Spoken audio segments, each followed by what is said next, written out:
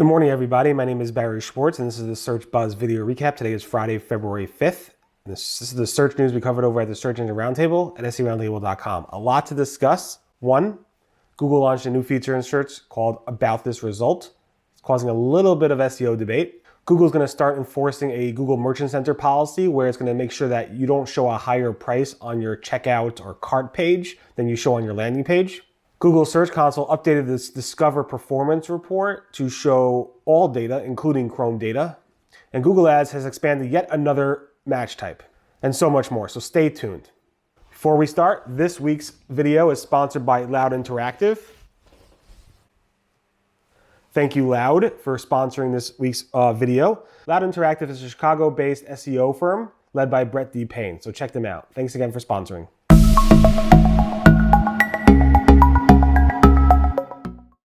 Okay, so first up, just a heads up, I posted the monthly Google Webmaster report. It's a report I post every single month that basically tells you all the SEO, search little tidbits, local, etc., little tidbits around what's changed with Google Webmaster, Google Search. I call it the Google Webmaster report. Maybe I should change it to the Google Search report, just to flow with what Google has changed over the years. I'm not going to go through all the different things, but there was a lot of changes over the past month. If you want to check it out, I posted it on February 3rd at seroundtable.com, so definitely check it out if you were sleeping the last month. The big news this month was that Google launched a new feature in search called About This Result. It basically gives you these three dots you could click on, and when you click on it, it loads a little bit more information about the result. Now, it kind of has like three types of sets. One is, does the snippet have a Wikipedia result?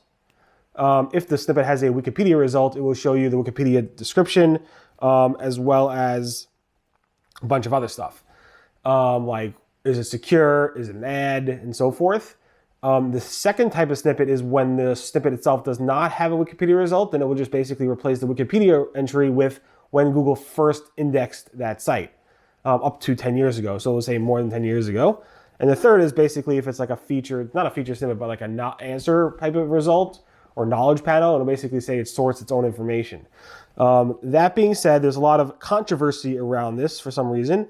I just don't think people are going to use the feature, so I don't think it's a really big deal. I don't think most searchers, I think very few searchers will actually notice those three dots and even know to click on it. Google might change that, of course, but I don't think at this point, in this stage, Google will actually, any searcher will actually use it. That being said, there's a lot of controversy around maybe this is gatekeeping Wikipedia, meaning why should Wikipedia be the definition of your website? Why shouldn't the site owner, the webmaster, the person who owns the site, the business owner, should be able to control what the description of their website is shown in search? And the Google could do that using Google Search Console or other tools. So that's the big controversy.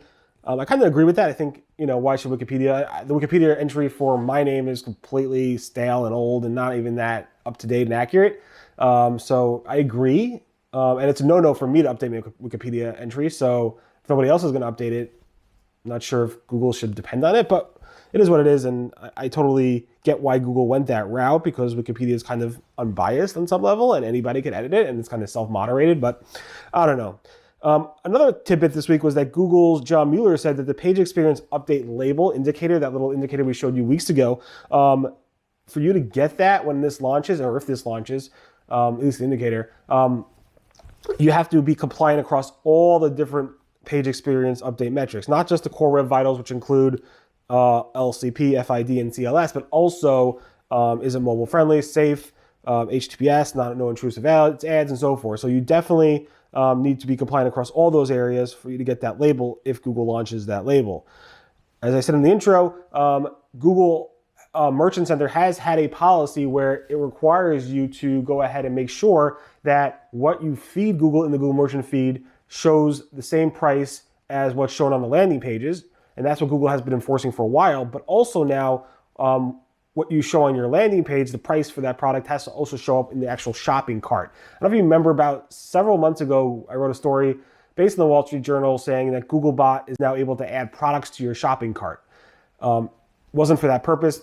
E-commerce sites were like, oh, my conversions are all messed up. People are adding stuff to my shopping cart but not checking out. And Google said, no, they're doing this very, very slowly and not in order to mess up people's metrics, but just to confirm and to validate that the price on the landing page is also the price in the shopping cart. And now Google's able to go ahead and run this and actually enforce this by doing that process. Google said they will give you X days to fix it. They'll send you a warning. If you don't fix it, they will go ahead and suspend your account. So keep that in mind. That's launching, I think, in about a month or so, or a couple months from now. So definitely take a look at that and make sure you're not going ahead and kind of doing a bait and switch. Google Search Console added more data to the Discover performance report. Now, Google Discover is what shows up on the Google homepage, in the Google Search app when you scroll through the page, and it also shows up in the Chrome tab. So if you're using Chrome as a browser and there is a tab there, Google will show you Google Discover results. And I didn't know this, but that Chrome Discover stuff was not showing in the Discover performance report in Google Search Console, and now it is. So supposedly this includes all the data that Google's actually going to show with Google Discover. I don't know if Google's going to release Google Discover in other areas, but for now it is showing the Chrome data as well as all the other sources of Discover. So you get all that information now in the performance report. Here's a little tidbit. John Mueller, this goes back way back, but basically, let's say you have a page. Page A has 2 links on it, all pointing to the same destination. So those 2 links go to exactly the same place, but they have different anchor text. Is that an issue for Google? And John Mueller said, no, it's not an issue. It's not spammy. Don't worry about it. But I went back, and that question was asked to like Matt Cutts back, I don't know, early 2014, 2013. And Matt Cutts said the same PageRank. Basically, if you look at the PageRank pattern, he went back from to 1990s and basically said it will flow naturally, just as the PageRank pattern will work, and it will split the PageRank across those 2 links. Fine. But he also said that it will only count the first anchor text. So if you have the anchor text as SEO and the next anchor text is PPC, Google will ignore the second anchor text of PPC and only count the first anchor text of SEO. I don't know if that's still true. When Matt Cutts said that in 2013 and 2014, he said that was what it was in 2009, so well over 10 years ago. I'm not sure if that's changed, and John Mueller didn't comment about that, but again, just a little tidbit from the past. Bing has launched a test where they're actually showing the estimated reading time of a specific snippet. So if you would click through, it would tell you, before you click through, it would basically say in the snippet, this is how much time it takes to read this page, which I think it pulls from the structured data, which is pretty cool. Google is now displaying stars in the local panel, local knowledge panel for a business which has reviews. So usually we just show the review text and no stars, but now it's actually showing stars, which is pretty cool. Google My Business has added new guidelines or specific guidelines for co-working space. So if you're in a co-working space, this will apply to you. The main thing is that you have to apply by these 3 rules in order to have a Google My Business, and if you're in a co-working space. One is you have to have a signage that clearly describes your business is in that co-working space physically. 2 is the business needs to be accepting customers in that location during business hours. And 3, Google must be staffed during business hours. Now, I don't think any business is staffed, or any like non-doctor type of business or restaurant or whatever is, or normal like service level business, lawyers, etc. like that, are necessarily staffed during COVID. But if I guess normally without COVID, that would be the rule.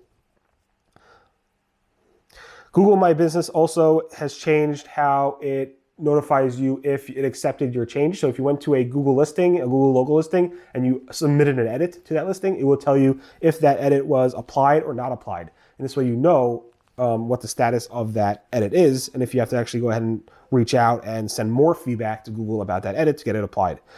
Google Merchant Center or Product and Shopping now lets you go ahead and identify your business as a Black-owned business, and it would actually show in the product listing a little label like it shows in the Google local business listing, identifies as Black-owned. So Google's expanding that to now Google Shopping results.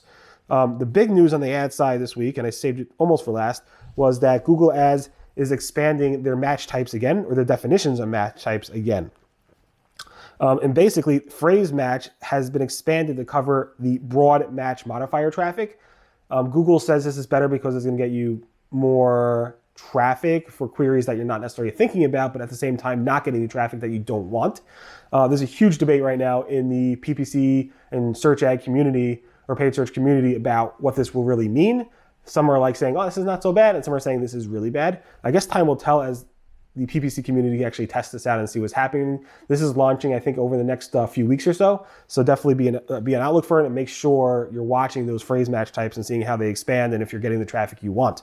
And finally, Google announced their revenues this week, and they just keep printing money. It's just insane. Their revenues year over year was up 23%. On the search side specifically, it was up 17%. Their employee count was up. Everything was up. They did a really, I mean, even YouTube ads is doing unbelievable. So kudos for them for making lots and lots of money.